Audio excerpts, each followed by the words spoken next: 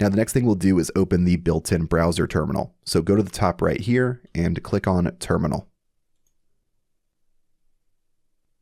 Now after clicking on Browser Terminal, this will open up a blank command window. If this looks a little intimidating, don't worry, just follow along and type the commands exactly as you see them. And if you want to, you can check the video description and you'll find a document that has every single command from this video in order, so you can just copy and paste the commands in and not even have to worry about typing them out.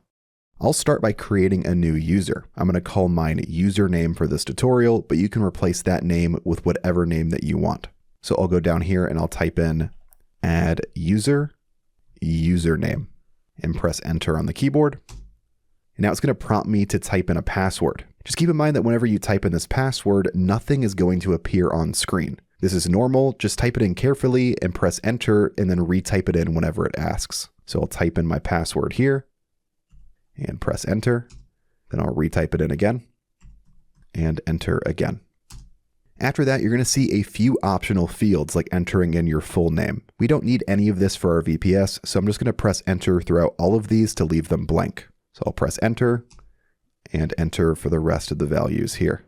Here we'll type in Y to confirm that all the information is correct, then enter again. Now we're going to give this user admin privileges by adding them into the sudo group. This will let this user run important commands when needed without having to log in as root. To give this new user admin privileges, let's type in usermod -a and then a capital G, then type in sudo and then username. And again, for username at the end, this will be whatever you chose for your username. With that typed in, press enter on the keyboard.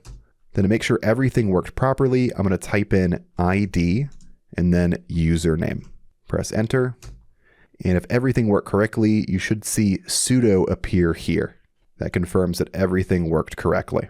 Now I'm going to switch over to this new account. To do that, I'll type in su-username. Press enter once again. And now we've switched over to our new account. And from this point on, this will be the main account that we use instead of root. Using a normal user with sudo access is a much safer way to manage your VPS. You still have full control when you need it, but you're not logged in as the all-powerful root user all of the time.